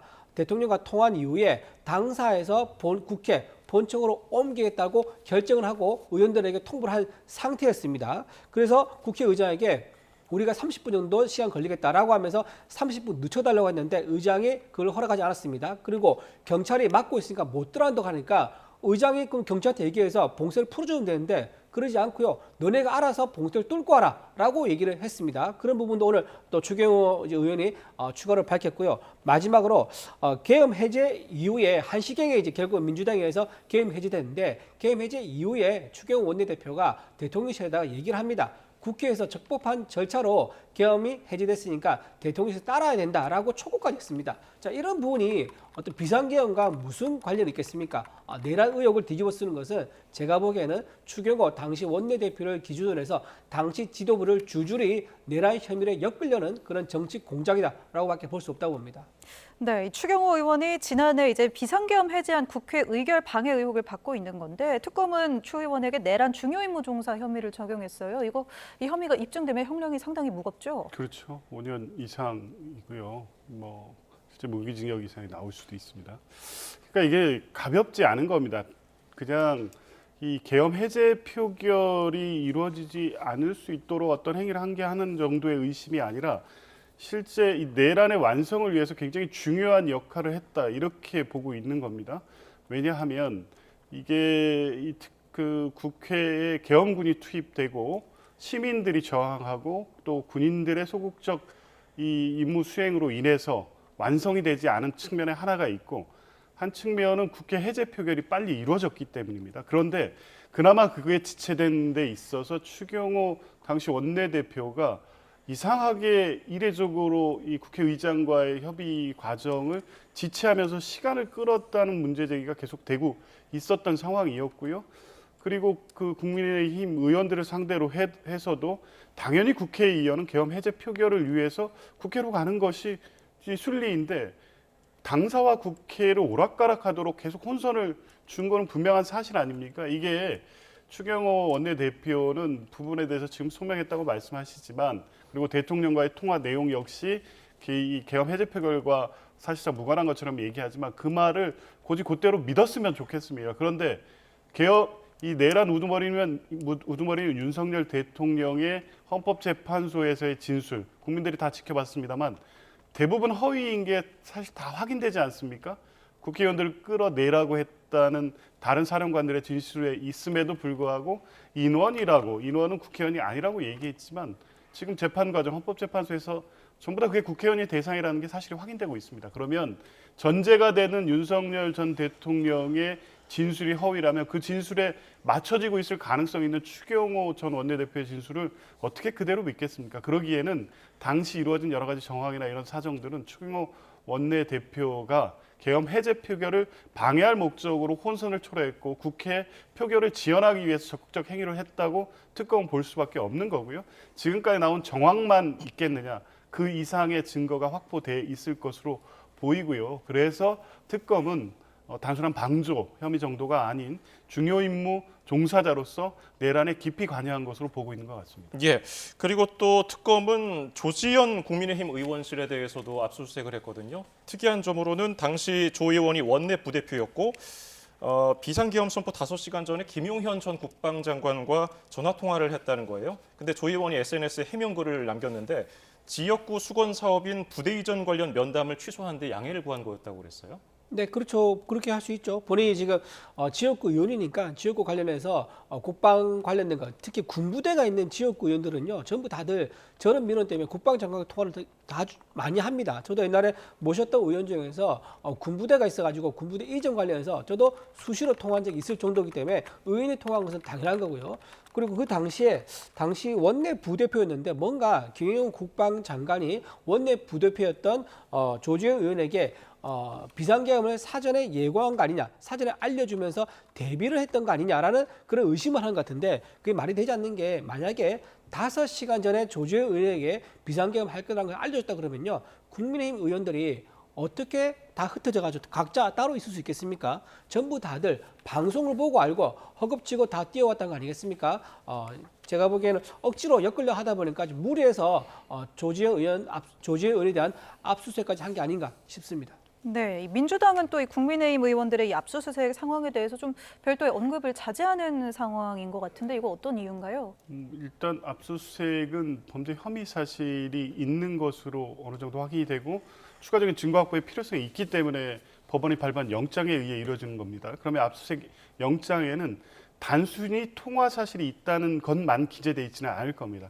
관련된 여러 가지 정황들, 미리 계엄 선포를 알았을 것으로 보이는 여러 가지 다른 물증 내지 진술 내지 관련된 정황 증거들이 있기 때문에 그렇다면 5시간 전에 이루어진 김용현 전 장관과의 통화가 사실상 이 계엄 선포를 사전에 알리고 그 이후에 원내에 관련된 협조 사항을 요구했을 가능성이 매우 높다고 보는 거죠. 다만 이게 아직 사실관계가 확인되지 않은 시점에서 의원들에 대한 압수수색에 대해서 섣불리 예단해서 이 주장하기보다는 차분하게 특검의 이 수사 진행 결과를 보겠다는 것이고요. 만약 지금 특검이 의심하는 바 그리고 압수수색 영장을 통해서 확보하는 증거를 통해서 입증하려는 바가 사실이라면 그 부분에 대해서 국회의원의 지위에 있더라도 합당한 책임을 지는 건 당연한 겁니다. 예. 네, 제가 조금 추가 말씀 드리고 싶은 게 짧게 부탁드리겠습니다. 예, 어제 그 본회의장에서 민주당에서 다 한복 입고 왔지 않습니까? 예. 한복 입고 와서 웃고 떠들면서 셀카를 많이 찍었단 말이에요. 무슨 잔치 분위기를 냈는데 저는 오늘 국민의힘에 압수수색이 있다는 것을 미리 알고 축하하는 그런 잔치를 열었던 게 아닌가 싶을 정도로 굉장히 의심스러운 부분이 있습니다.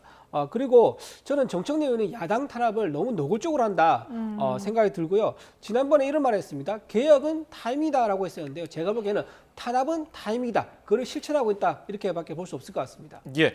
자, 이런 가운데 최규진 교육부 장관 후보자에 대한 인사청문회가 열렸습니다. 과거 발언 중에 학생을 체벌한 내용이 논란을 빚었는데요.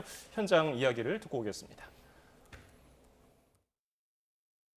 최 후보의 막말, 위선, 위험한 안보관, 논문 논란까지 정말 파면 팔수록 괴담만 터져 나옵니다.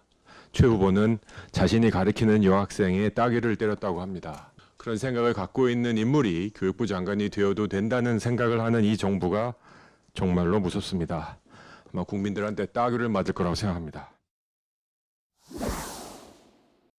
친구가 전체에서 12등인가 했어요. 근데 막상 성적표를 주는데 그냥 줬지요. 얘가 울기 시작하는 거예요. 그래서 전교 꼴찌도 않았는데 전교 12등 한 애가 울으면 13등 한 애는 더 크게 울어야 되고 이러면 꼴찌 한 애는 죽으란 말이냐. 나도 모르게 그냥 화가 났어요. 그래 그 어린 여학생 따귀를 때렸어요.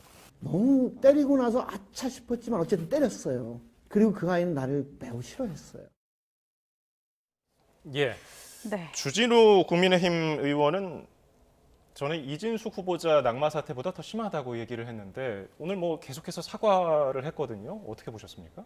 그 여러 가지 과거 행적 중에 부적절했던 행위 또 발언들이 있었던 것은 사실입니다. 그리고 뭐 그 부분 하나하나에 지적받을 때마다 사과를 했고요. 단적으로 여학생의 뺨을 때렸다는 1981년 사건. 그러니까 이거는 2014년에 유튜브에 출연해서 본인이 교사 부임 한 7, 8년쯤 그 초기라고 볼 수 있겠죠. 있었던 1981년의 상황을 얘기한 거고요. 그게 적절했다거나 그 체벌의 뭐 필요성을 얘기한 게 아니라 이 교육적 어떤 뭐 의미 이런 걸 설명하는 과정에서 이루어졌던 일이고 평생에 딱 한 번 했다. 그리고 후회한다. 그리고 훗날 그 학생이 교사가 돼서 찾아와서 용서를 받았다. 네. 얘기했습니다. 그리고 잘못했다고 사과했습니다. 자, 네. 그 과거의 행적 뭐 이 정도 넘어가면 되지 않을까 싶습니다. 그 이후에 예를 들면 상습적인 체벌이 있었고 체벌이 일상화돼서 그것을 훈육으로 삼고 있는 교육관을 가졌다면 문제겠지만 그게 아니라면 오늘 사과로서 자질의 문제까지 연결시킬 문제는 아니라고 보고 음주운전 역시 마찬가지이죠. 과거 잘못됐습니다. 사과를 했고요. 벌금 200만 원이 나왔는데 그 문제를 교육감 시절에 이 교원에 대한 징계 문제로 또 바로 연결시켜서 비판을 하던데요. 교육청의 음주운전 징계는 그 내부 규정에 의해서 그 횟수라든가 혈중 알코올 농도 수치에 따라서 정해져 있습니다. 그러니까 최교진 후보자가 어떤 본인의 어떤 의사에 따라서 본인은 음주운전했으면서 다른 교원에 대해서 엄격한 잣달이 됐다. 내로남불이다. 이렇게 평가할 일은 아니고요. 그 자체가 문제가 있으면 그거 비판하고 그에 대해서 사과하는 걸로 끝낼 문제이지 그걸 음주운전에 대한 어떤 잘못된 인식, 내로남불의 문제로 볼 것은 아니고 그 외에 또 천하람 사태라든가 이런 문제에 대해서 당시 여러 가지 음모론, 의심이 있었지만 결국에 그런 문제를 제기했던 분들 나중에 국가의 공식적인 조사 결과가 나온 다음에 다른 문제 제기를 하지 않은 거 아닙니까? 참 문제가 있었지만 사과를 했고 그것이 교육부 장관으로서의 근본적 흠결, 자질의 문제까지 연결시킬 정도는 아니다. 그리고 교육감으로서 교육정책을 실행할 만한 지금까지의 역할을 해왔고 능력을 보여왔기 때문에 몇 가지 문제에도 불구하고 저는 장관으로서 임명되고 역할을 수행하는 데 중대한 하자가 확인된 건 아니다. 이렇게 봤습니다. 네, 이렇게 말씀 주셨는데 이런 뭐 논란들 해명 수준 어떻게 보십니까? 저는 참 세상 참 쉽게 살려고 한다는 생각이 듭니다. 사과했으니까 문제가 없지 않겠느냐. 사과했으면 그걸로 됐다라고 이제 얘기하시는데 그러면 이진숙 후보도 사과했고요. 강선우 후보도 사과했습니다. 갑질의 여왕, 표절의 여왕 다 사과했는데 왜 그분들은 사퇴합니까? 그분들 사과했으니까 받아줘야죠. 사과도 사과해서 넘어갈 일이 있고 사과를 해도 용서 못 받는 일이 있습니다. 지금 이분 같은 경우는 만취 음주운전을 본인이 직접 했는데 다른 교사들이 음주운전을 하니까 전부 다 10명에 대해서 중징계를 때렸습니다. 이런 내로남불이 어디 있습니까? 그리고 표절하지 말라고 얘기하면서 본인은 블로그 글을 표절했습니다. 신문기사를 표절했습니다. 특히 교육부 장관을 하겠다는 사람이 이런 식으로 비양심적인 행동하는 거 정말 말이 되지 않는다 생각하고요. 또 더군다나 학생에게 어린 여학생의 뺨을 때렸다고 하는데 그 여학생 평생 트라우마 그 누가 책임집니까? 그런 분이 교육부 수장을 하겠다 말 한마디 사과하고 넘어가겠다 참 세상 쉽게 사는 것은 말이 되지 않는다. 갑질의 여왕 강선우 의원 표절의 여왕 이진숙 후보만큼이나 용서받을 수 없는 즉각 사퇴가 필요한 후보라고 생각합니다. 예, 오늘 말씀은 여기까지 듣겠습니다. 조기현 민주당 전 법률위 부위원장, 이준우 국민의힘 대변인이었습니다. 감사합니다. 고맙습니다. 고맙습니다.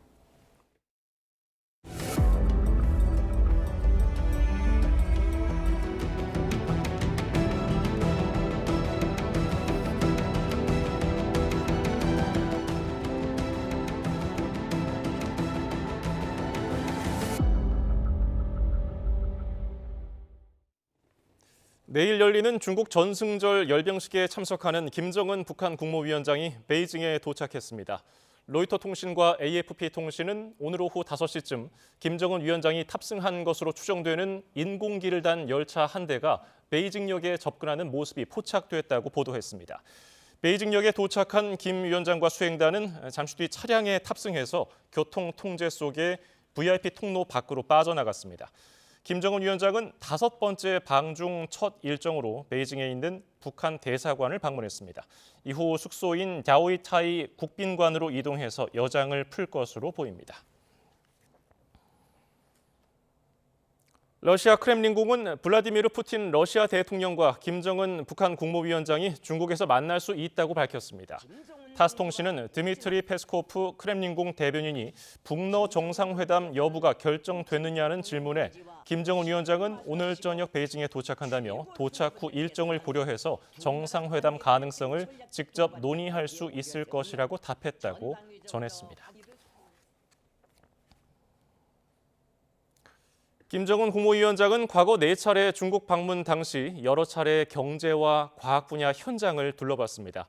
이번 방문의 경우 일단 열병식 참석과 다자외교 대비에 초점이 맞춰져 있지만 다른 시찰 일정을 소화할 가능성도 있습니다. 유투건 기자입니다.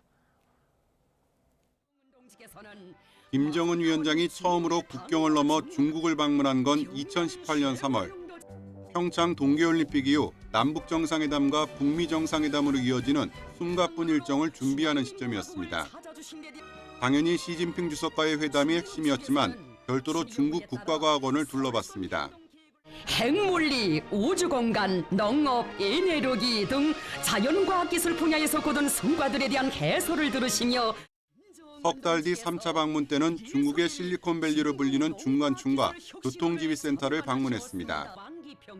이듬해 1월 하노이 북미 정상회담을 앞두고 이뤄진 4차 방문 기간엔 첨단 기업들이 밀집한 베이징 경제기술개발구를 찾았습니다.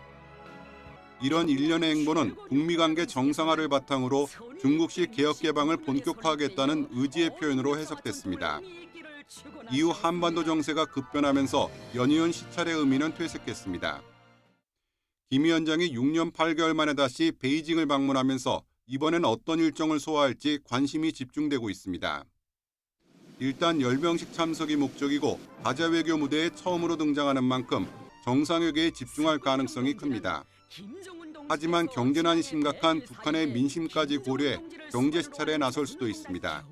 결국 중국에 기대하는 것들이 대규모 경제 투자라든가 이런 부분들인데 여기에 대해서 얘기를 하려면 약간 개혁개방 제스처를 취할 필요도 있고 그러려면 제약회사 같은 제약회사가 아니라도 다른 생산 공장을 방문할 가능성은 있죠. 중국과의 관계 복원을 강조하는 차원에서 김일성 전 주석과 관련된 유적지나 전시회를 찾을 가능성도 거론되고 있습니다. YTN 유투건입니다. 우원식 국회의장이 전승절 행사 참석차 중국으로 출국하며 김정은 북한 국무위원장을 만나면 한반도 평화 문제를 논의하겠다고 말했습니다. 다만 그런 기회가 있을지는 잘 모르겠다고 밝혔는데 조우 가능성에 관심이 집중되고 있습니다. 직접 들어보시죠. 변화의 시기에 한중 관계를 발전시키는 것은 우리 경제에 크게 도움이 된다고 생각해서 이번 방문을 결정하게 됐습니다.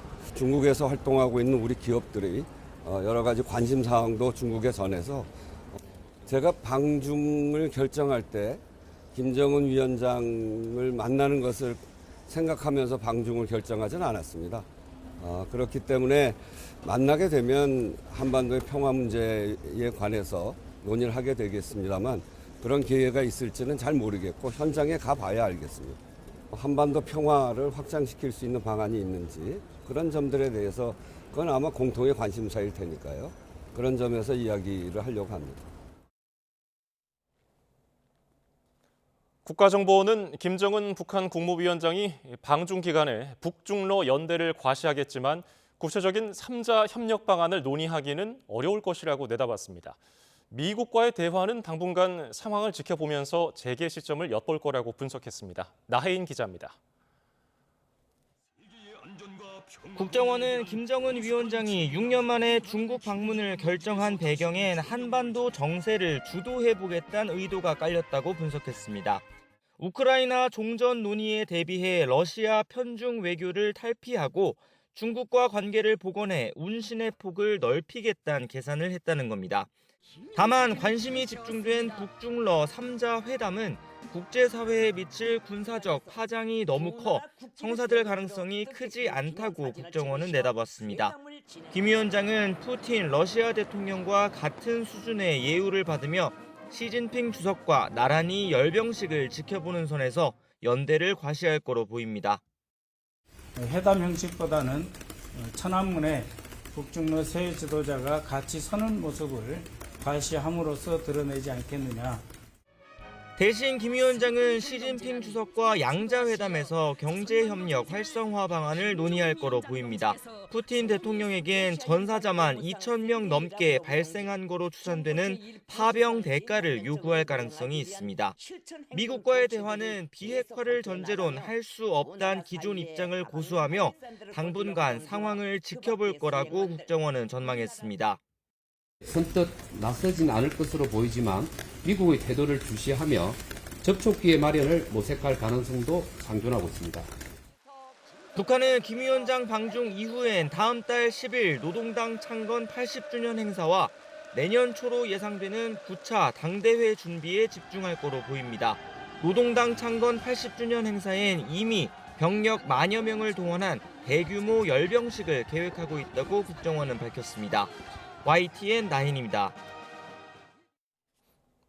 국가정보원은 북한이 이재명 정부의 대북 정책에 촉각을 곤두세우고 있다고 분석했습니다. 다만 단시일 내에 우리 측의 유화 메시지에 호응할 가능성은 작은 것으로 보고 있습니다. 홍민기 기자입니다. 국가정보원은 새 정부가 출범한 이후 북한의 대남 기조를 분석한 결과를 국회에 보고했습니다. 남과 북은 별개라는 이국가론을 유지하면서도 일부 태도 변화가 감지되고 있다고 평가했습니다. 대북 확성기 방송 중단, 동해 표류 중인 북한 송환 등 우리 측의 유화책에 반응을 보이고 있다는 겁니다. 한일, 한미 정상회담 등 이재명 대통령의 최근 외교 활동에 대한 정보도 모으고 있는 것으로 파악됐습니다. 우리의 대북 정책에 대해서 상당히 촉각을 곤두세우고 있는 것으로 보고 있습니다. 그러나 이런 움직임이 당장 남북관계 개선으로 이어지기는 어렵다는 게 정보당국의 판단입니다. 아예 남측의 대북 정책에 대응하지 말라는 지침을 내릴 정도로 섣부른 기대감을 경계하는 분위기도 있는 것으로 전해졌습니다. 대신 국정원은 북한이 체제 결속 그리고 우방국과 연대 강화에 당분간 주력할 걸로 전망했습니다. 다음 달 당 창건 행사와 9차 당대회 등 굵직한 내부 행사에 공을 들이며 중국, 러시아와 외교 공간을 넓히는 데 힘을 쏟을 거란 겁니다. 대남 정책의 전환이나 재조정의 필요성의 인식은 상대적으로 낮고 단시일 내에 남북관계에 호응할 가능성은 낮다고 보고 있습니다. 정부는 남북 간 신뢰 구축의 전 단계로 북미 관계 개선을 끌어내는 전략을 모색하고 있습니다. 이 대통령이 한미 정상회담에서 트럼프 대통령의 적극적인 역할을 요청한 것도 바로 이 때문입니다.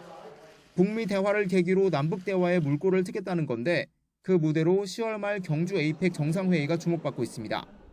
국정원은 다만 북한 김정은 국무위원장의 참석과 관련한 보고는 따로 하지 않았는데 현재로서는 가능성이 희박하다는 게 대체적인 관측입니다. YTN 홍민기입니다.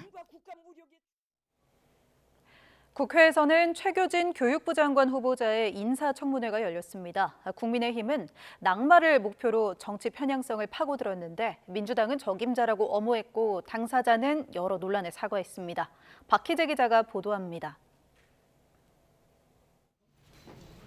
이재명 정부 첫 교육수장으로 지명된 이진숙 후보자를 낙마시킨 기세 그대로 국민의힘은 최교진 후보자 송곳 검증에 나섰습니다. 특히 정치적 편향성을 꼬집었는데 최 후보자가 세종교육감 시절 전교조 출신 인사를 부정 승진시켰다는 의혹을 제기했고 수차례 방북한 이력도 난타했습니다. 정치적 편향성과 함께 정교조를 위한, 정교조에 의한, 정교조를 향한 교육부가 될 것이 아닌가라는 걱정을 하고 있습니다. 전형적인 친북 좌파 인사의 전형이라고 생각합니다. 어떻게 자국민이 죽었는데 공공기관 감사까지 한 사람이 또다시 북한에 갑니까? 북한의 VIP입니까? 민주당은 전교조 활동은 정당한 민주화 운동이었고 교육계 40년 활동에 교육감 3선을 지내는 등 업적이 탄탄한 적임자라고 엄호했습니다. 이제 민주화 운동 참여하시고 또 87년 6월 민주항쟁도 참여하시고 이런 일들로 인해서 소위 이제 빨간 줄이 있는 거잖아요. 후보자님, 교육계에 계신 지 한 40년 되셨죠? 초중등 교육의 현장에서 그 목소리를 듣고 또 정책을 집행했던 분이기 때문에 가장 적임자다. 최 후보자는 청문 과정에서 불거진 각종 논란에 여러 차례 고개 숙였습니다. 지난 2003년 음준 전 정권은 생애 가장 후회하는 일이라고 사과했고 천안함 폭침을 부정하는 내용을 SNS에 공유했던 것에 대해서는 음모론에 전혀 동의하지 않는다. 국가의 공식 입장을 따라야 한다고 밝혔습니다. 2030들이 조국 전 장관에 대해서 굉장히 많이 분노를 했었습니다. 후보자님, 조국 전 장관 당시에 많이 옹호하셨죠? 젊은 친구들이 나는 어떻게 해도 참 갖기 어려운 기회를 저 사람들은 굉장히 쉽게 가질 수도 있겠구나 하는 것을 보고 제가 잘못 생각했다. 교육자로서 많이 부족했다. 이렇게 생각하고 있습니다. 최 후보자는 교사 보호를 최우선으로 하고 특히 서울대 10개 만들기로 수도권 중심 교육의 불균형을 해소하겠다고 청사진을 밝혔습니다. YTN 박희재입니다. 국민의힘 나경원 의원의 법사위 야당 간사 선임을 두고 여야가 날선 신경전을 주고받았습니다. 국민의힘은 오늘 국회 법제사법위원회 전체 회의에서 나 의원 간사 선임이 안건으로 채택되지 않자 추미애 법사위원장을 향해 성토를 쏟아냈습니다. 육선 의원의 국회의장까지 하려던 분 아니냐며 이런 식의 국회 운영은 한마디로 국회 독재라고 반발했습니다. 이에 민주당은 내란 앞잡이에 준하는 나 의원이 어떻게 법사위 간사냐고 쏘아붙이며 간사를 하고 싶으면 내란 혐의를 자수하고 어떻게 내란 모의를 했는지 낱낱이 밝혀야 한다고 맞받았습니다. 이재명 대통령은 대장으로 진급한 군 장성들에게 삼점검 수치를 수여했습니다. 행사에는 진영승 합동참모의장 후보자를 포함해 어제 대장 자리로 승진 이동한 4성 장군 7명 모두가 참석했습니다. 이 대통령은 수여식 뒤 비공개 간담회에서 정권이 아닌 국가에 충성하고 개인이 아닌 직위로 복무해야 한다며 사람에게 충성하지 말고 국민을 바라봐달라고 강조한 것으로 전해졌습니다. 내란 특검이 계엄 해제 표결 방해 의혹을 받는 국민의힘 추경호 전 원내대표에 대해 강제 수사에 착수했습니다. 특검은 압수물 분석이 끝나는 대로 추 전 원내대표를 불러 조사할 방침입니다. 신기혜 기자입니다. 수사관 여럿이 의원실 안으로 우르르 들어갑니다. 특검에서 보셨나요? 국민의힘 추경호 전 원내대표의 의원회관 사무실로 압수수색을 나온 조은석 특별검사팀 수사관들입니다. 내란 특검은 국회 사무실뿐 아니라 추 전 원내대표의 자택, 국민의힘 원내대표실에 대해서도 압수수색에 나섰습니다. 국민의힘 지도부의 계엄 해제 표결 방해 의혹을 수사해온 특검이 추 전 원내대표를 겨냥한 강제 수사에 착수한 겁니다. 특검은 그동안 표결 방해 의혹과 관련해 다수의 참고인 조사를 이어왔습니다. 계엄 당시 국회 상황을 재구성하기 위해 본회의장에 있었던 민주당 의원들을 상대로 잇따라 조사를 진행했고 표결에 참여했던 국민의힘 소속 조경태 의원도 참고인으로 소환했습니다. 이와 관련해 특검은 국회 사무처도 압수수색해 당시 상황이 담긴 CCTV를 다수 확보했습니다. 특검은 이번 압수수색에 대해 설명하며 압수수색 영장이 발부된 만큼 혐의는 소명됐다고 본다고 밝히기도 했습니다. 그간 수사를 통해 국회 상황은 물론 추 전 원내대표의 행적도 충분히 재구성했다는 의미로 풀이되는데 특검은 압수물 분석을 마치는 대로 추 전 원내대표를 소환할 계획입니다. YTN 신기혜입니다.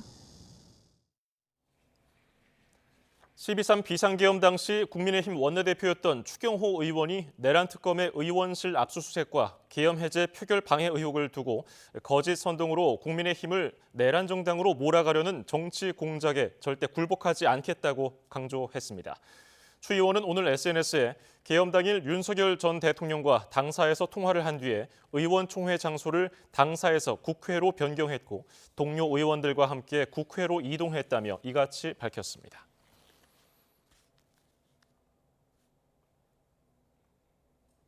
인사청탁을 대가로 김건희 씨에게 이른바 나토 3종 세트를 제공한 의혹을 받는 서희건설 이봉관 회장이 특검에 출석했습니다. 민중기 특검팀은 오늘 오전 10시부터 이 회장을 특검 사무실로 불러 조사했는데 이 회장은 건강상의 문제로 오후 5시쯤 조사실을 나선 것으로 파악됐습니다. 특검 관계자는 이 회장이 조서 열람도 하지 못했다면서 추가 조사를 위해 다시 일정을 정할 예정이라고 설명했습니다.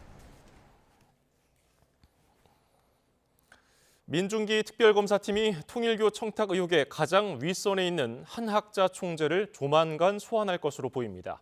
이르면 다음 주에 한 총재가 특검에 출석할 수 있다는 전망이 나옵니다. 안동준 기자입니다.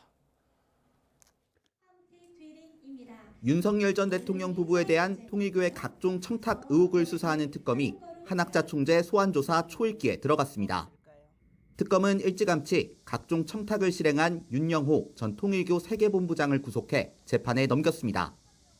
한 총재 비서실장을 지낸 통일교 2인자 정모 씨도 이미 2차례 조사를 진행한 만큼 이제 특검 수사의 칼끝은 한 총재를 향하는 것으로 보입니다. 특검은 윤 전 본부장 공소장에서 한 총재가 정교 일치 이념을 강조하며 이를 실현하기 위한 정치 지도자를 물색했다고 적시했습니다. 이를 위해 윤 전 본부장이 윤핵관으로 불리는 권성동 의원과 접촉했고 이후 한 총재 승인하에 권 의원에게 1억 원을 건넸다고 보고 있습니다. 당선 이후 윤 전 본부장은 영부인이었던 김건희 씨를 통해서도 통일교 현안을 청탁하기 위해 샤넬 가방 등을 전달했는데 특검은 이 역시도 한 총재 승인이 있었다고 판단하고 있습니다. 결국 특검이 통일교의 각종 청탁 의혹을 규명하기 위해선 한 총재 소환 조사가 불가피한 상황입니다. 다만 통일교 측은 각종 의혹은 한 총재 지시가 아닌 윤 전 본부장 개인의 일탈이라고 주장하고 있습니다. 나의 지시로 우리 교회가 불법 정치 자금을 제공하였다는 허위 사실이 유포되고 있습니다. 어떤 불법적인 정치적 청탁 및 금전 거래를 지시한 적이 없습니다. 소환 조사가 임박하자 한 총재는 검찰 출신 대형 로펌 변호사를 선임해 특검 수사에 대비하고 있는 것으로 파악됐습니다. 특검은 이르면 다음 주 한 총재를 특검 사무실로 불러 통일교 청탁 의혹 전반에 대해 조사할 전망입니다. YTN 안동준입니다. 도이치모터스 주가를 조작하고 통일교 측으로부터 금품을 받은 혐의로 구속 기소된 김건희 씨가 구치소에 외래 진료를 요청한 것으로 파악됐습니다. 김건희 씨 측은 저혈압이 지속돼서 어지럼증이 심하고 시야가 깜깜해지는 전실신 증상을 보이고 있다면서 서울 남부구치소에 외래 진료를 요청했습니다. 구치소는 외래 진료 필요성을 판단하기 위해서 혈액 검사 등을 진행한 것으로 전해졌습니다. 지난 주말 충북 단양에서 수상 스포츠인 전동 서프보드 교육을 받던 20대 여성이 모터보트와 충돌해 숨졌습니다. 사고 이후 교육 프로그램이 전면 중단됐고 경찰은 관계자 등을 대상으로 사고 경위 등을 조사하고 있습니다. 보도에 김기수 기자입니다. 선착장을 빠져나온 구급차 한 대가 교차로를 지나 빠르게 이동합니다. 지난달 30일 충북 단양에서 전동 서프보드 교육을 받던 20대 여성 A씨가 수상 스키를 끌던 모터보트와 충돌했습니다. A씨는 안전요원에게 구조돼 병원으로 옮겨졌지만 끝내 숨졌습니다. 모터보트에 타고 있던 강사와 교육생 2명은 크게 다치진 않은 것으로 확인됐습니다. 사고 이후 단양구는 다음 달까지 운영 예정이었던 체험교실을 전면 중단하고 선착장도 폐쇄했습니다. 사고 당시 A씨는 구명조끼는 착용하고 있었지만 방향 전환에 실패해 서프보드 교육구역을 벗어난 것으로 알려졌습니다. 단양구는 사고 발생 5분 전 A씨가 한 차례 교육구역을 벗어나 강사에게 주의를 받았고 이후 다시 물로 나가는 과정에서 구역을 이탈하면서 사고가 난 것으로 파악하고 있습니다. 해당 체험교실은 단양군이 수상스포츠연합회에 위탁해 운영해왔습니다. 사고 당시 물에 떠있는 부표로 구역을 나눴지만 서프보드와 모터보트처럼 속도와 동선이 전혀 다른 수상기구들이 서로 멀지 않은 곳에서 운영됐던 것으로 파악됐습니다. 또 현장에는 안전요원과 강사 등 모두 6명이 배치돼 있었지만 충돌 사고는 막지 못했습니다. 유족 측은 안전요원이 충분했음에도 사고를 막지 못했다며 안전관리에 문제가 있다고 주장하고 있는 것으로 전해졌습니다. 경찰은 국립과학수사연구원에 부검을 의뢰하고 유족이 제기한 문제 등을 토대로 안전수칙 준수 여부 등을 조사할 방침입니다. YTN 김기수입니다.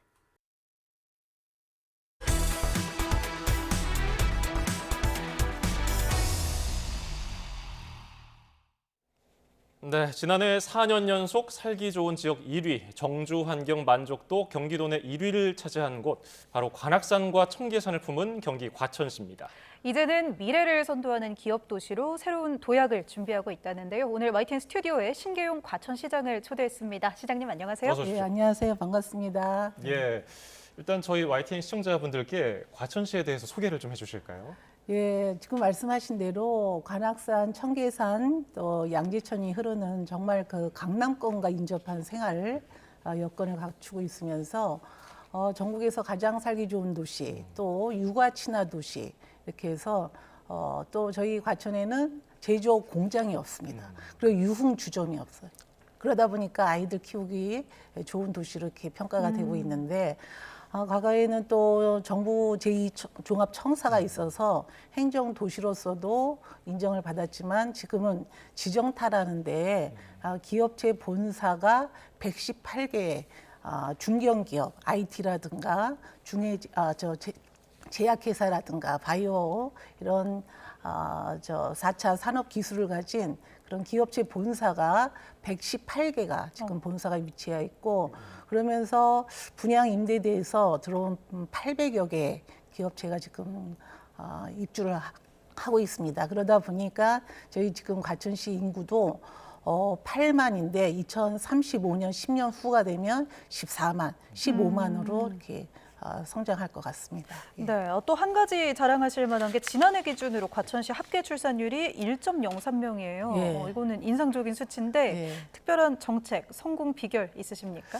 아마 전국 평균 합계 출산이 0.67인가 네네. 아마 이럴 건데요. 저희는 새로 조성되는 그런 도시에 신혼부부라든가 다자녀 이런 분들이 많이 입주를 하고 계십니다. 그러니까 젊은 층들이 많이 입주하다 보니까 그만큼 합계 출산율도 이렇게 늘어나고 있는 상황인데 저희가 특별히 지원하는 것은 그 난임 부부라 그러죠. 난임 부부한테 그 소득이라든가 횟수에 관계없이 난임 시술을 지원을 해드리고 있고 또 올해부터는 한방 치료에 대해서도 지원을 하고 있습니다. 그리고 임신한 것만으로도 저희가 축하금을 20만 원 드리고 있는 그런 상황에 있습니다. 그리고 보육시설도 국공립 어린이집 그 보육시설 설치율이 경기도에서 1등입니다. 그러다 보니까 또 민간 가정 어린이집에 비단임 교사한테도 인건비를 11호, 100% 이렇게 지원을 해드리고 있습니다. 이런 것들이 잘 조화가 돼서 합계 출산율이 높지 않을까 이렇게 생각을 합니다. 예, 그런가 하면은 건강증진개발원 통계를 보면은 과천의 건강 수명이 250개 지자체 중에서 가장 높다고 이게 나왔거든요. 예. 이건 어떤 비결입니까? 그러니까 건강 수명이라는 게 병이나 장애 없이 건강하게 일상생활을 할 수 있는 나이가 몇 살이냐 이거를 어떤 기관에서 조사를 했는데요. 저희 과천시 같은 게 74세. 그러니까 74세까지 건강하게 일상생활을 할 수 있는 거고 다른 지자체는 제일 낮은 나이가 64세. 상당히 높은 편이네요. 10살 차이가 네. 나는 거죠. 그만큼 우리 시민들이 건강생활을 실천하고 있다. 그러니까 뭐 음주도 좀 덜 하시고 금연도 좀 하시고 걷기 운동도 열심히 하시고 이런 것들이 이런 건강 수명 도시로서 이렇게 랭크하는데 큰 기여를 하고 있다고 생각하고요. 또 흡연율이라든가 사망률도 최저입니다. 경기도에서. 그러다 보니까 과천이 그야말로 건강 도시로서 이렇게 입증이 되고 있습니다. 예. 네, 또 이 도시의 가치를 높이는 핵심 중 하나가 이 교통이잖아요. 예. 철도망, 또 광역교통이라든지 기반시설 인프라 확충 계획 같은 거 있으시면 또 소개 좀 해주시죠. 예, 저희 과천시가 앞으로 15만 인구까지 늘 때에는 그 도시개발 계획이 한 지금 3개, 4개가 준비가 되어 있습니다. 그러다 보니까 가장 중요한 것이 이런 교통망입니다.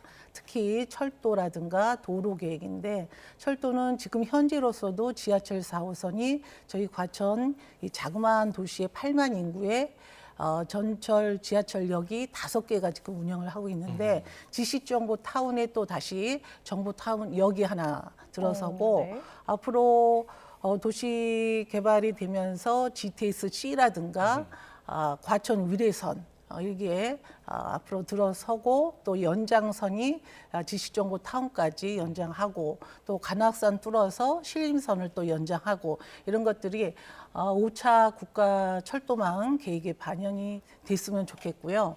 그다음에 저희가 도로 계획도 지금 과천에서 이수까지 지금 많이 지상으로 많이 붐비지 않습니까? 예. 이거를 지하로 터널을 떠나서 복합 터널에서 과천에서 이수까지의 그런 도로 계획, 그다음에 또 과천에서 우면산 가는 그 도시 고속화도로를 지하화하는 이런 도로 계획까지 앞으로 도시 개발이 되면서 그런 교통망이 확충이 될 그런 계획으로 있습니다. 예, 기업 지원과 함께 지역 경제 활성화를 위해서는 어떤 노력들이 있으십니까?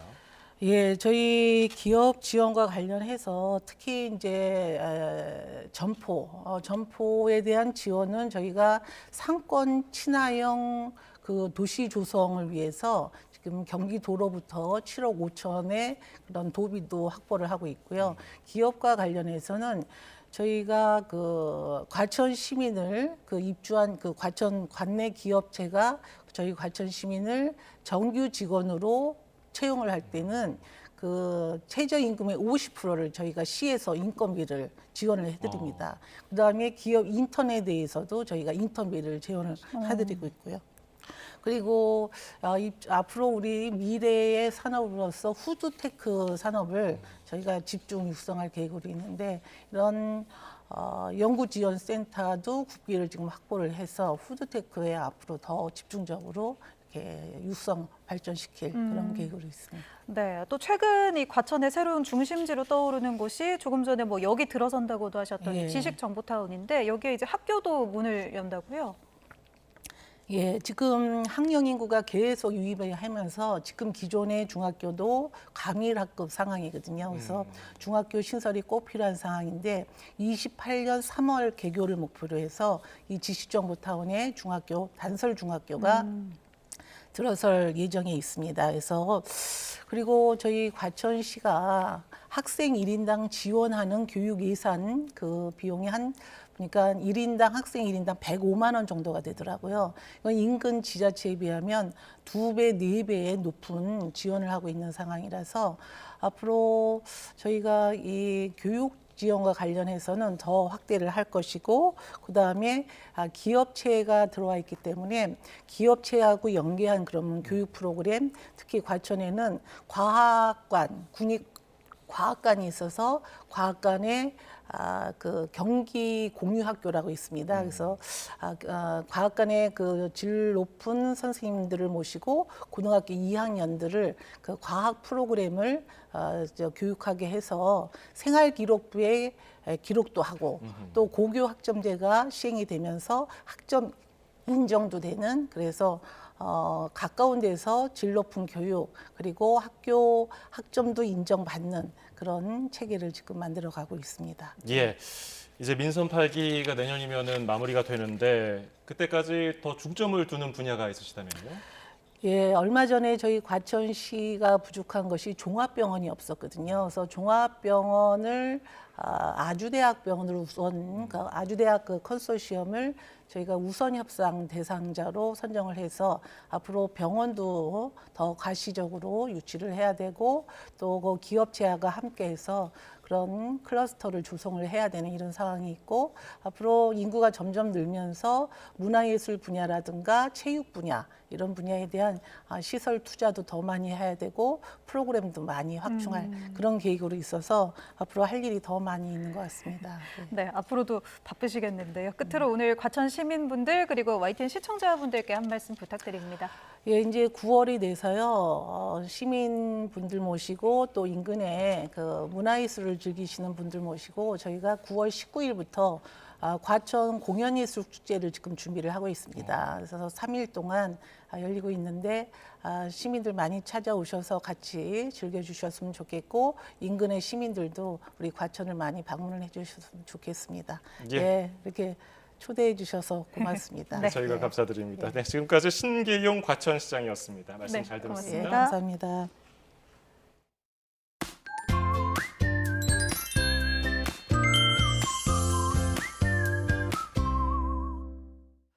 (9월과) 함께 본격적인 가을이 시작됐지만 한낮에는 여전히 볕이 뜨겁습니다.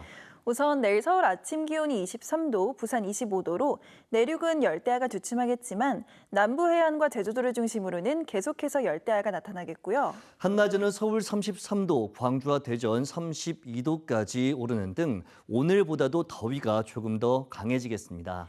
하늘은 대체로 맑다가 오후부터 흐려지겠고 충청과 남부, 제주도에는 아침부터 저녁 사이 5에서 40mm의 요란한 소나기가 내리는 곳이 있겠습니다. 또 중부지방을 중심으로는 하늘이 완전히 흐려지기 전까지 자외선이 강하겠습니다. 이렇게 가을이 시작돼도 피부 노화를 촉진하는 자외선 A는 여전히 여름처럼 강합니다. 네, 맞습니다. 게다가 점차 건조해지면서 피부 저항력이 떨어지기 때문에 계속해서 자외선 차단에 신경을 써야 하는데요. 여름과 달리 가을에는 유수분이 충분히 함유된 제품을 선택하시는 것이 좋고요. SPF 50 이상의 제품을 고르는 것도 중요하겠습니다. 남은 한 주도 늦더위가 계속되겠고 소나기나 비가 자주 내릴 전망입니다. 지금까지 날씨 캔버스의 김수연, 정수연이었습니다. 뉴스 플러스 마칩니다. 시청해주신 여러분 고맙습니다.